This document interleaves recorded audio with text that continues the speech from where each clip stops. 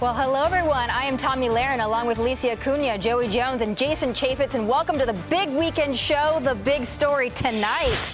Former President Trump going full throttle at NASCAR this Memorial Day weekend. Trump is bringing his patriotic message to fans at the Charlotte Motor Speedway in North Carolina tonight. And that's where we find Fox News national correspondent Madison Scarpino. Madison, we know it's loud there, but what has Donald Trump been up to so far? Yeah, sorry about the noise, Tommy, but Trump made his grand entrance to Charlotte Motor Speedway by flying his plane over the track, and the crowd erupted. Listen.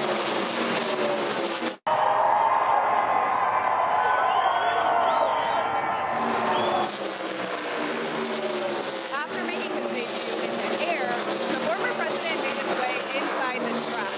Former President Trump met with multiple Gold Star family members. They were some of the 200 Gold Star family members here today.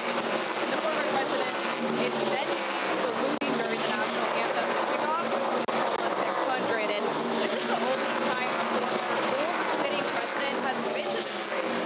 North Carolina is a key battleground state, and Trump won the Tar Heel state in both 2016 and 2020.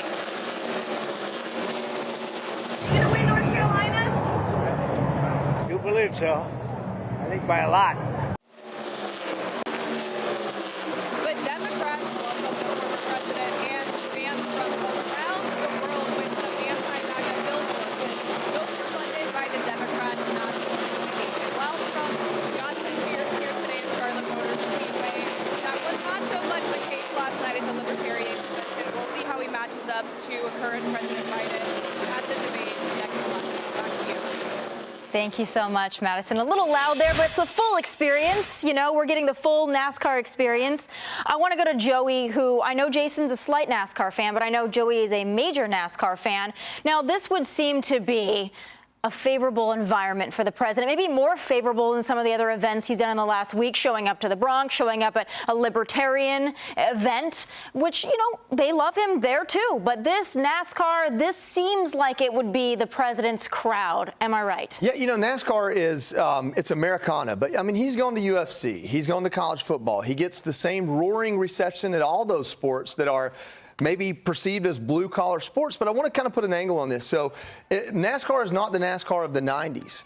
They have multiple races in California. Jimmy Johnson, a California native, won 5 championships in a row. NASCAR is less a Southern sport or a, you know, white Republican sport now than it's ever been. Now it is a blue-collar sport. And blue-collar is one of those words we don't use enough when we talk about minority groups. We'll say disadvantaged or something like that. No, they're blue-collar. These are groups of people that work hard, turn wrenches for a living, drink a beer on Saturday, and watch a NASCAR race now more than ever. So this appeal to people that maybe live a lifestyle Trump is trying to show he wants to support but haven't always been a Republican, they're watching NASCAR too. And I think that it's really smart to go.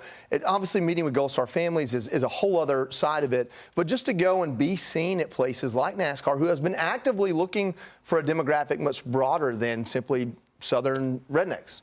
To go up and to show up everywhere. I mean, he's like the Energizer Bunny. He spends his week in court, and then he goes to every possible event that he can go to. Now, some would say, well, he has to because he's stuck in the courtroom. But meanwhile, Joe Biden, I believe, is on vacation at the beach yet again, Alicia. But Donald Trump, he is hitting every single stop. What does that say about the two? Well, Donald Trump is in a very unique position for a presumptive nominee to have so many limits on his time right now, which is what he's facing. So he has to maximize every single minute in the campaign, which is true for any candidate. However, he is handling it in a very surprising way. He's going to places like the Bronx, which was a surprise to just about everyone, and especially to Democrats, right? So now he's in North Carolina, which, as much as he likes NASCAR, which this goes back to the late 90s for him, he also is in a battleground state. He's in a very important place, so he needs everybody.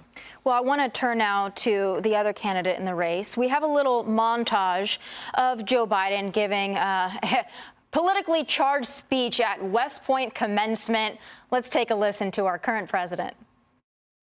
America is the strongest when we lead not only by our example of our power, but by the power of our example. You can clap for that.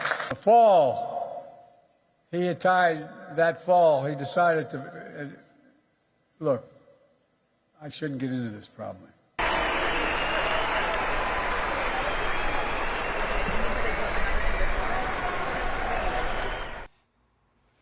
So, Jason, if there was the opposite of the Energizer Bunny, I think it would be Joe Biden. But what's your take on that inspiring commencement speech? The people he is talking with are the men and women who are going to put their lives on the line for this country. And I found it totally uninspiring. And your heart goes out because you love these cadets. You love these people that put their lives on the line. They're going to fight for this country. But I saw no fight from Joe Biden. I saw the same old tired, nap-ridden person that I see in Joe Biden. It's sad. He's the commander-in-chief. He should do better. And these are also the young people that might have to go fight Joe Biden's wars, his endless wars that he's got us entangled into. But hey, Sean Hannity here. Hey, click here to subscribe to Fox News YouTube page and catch our hottest interviews and most compelling analysis. You will not get it anywhere else.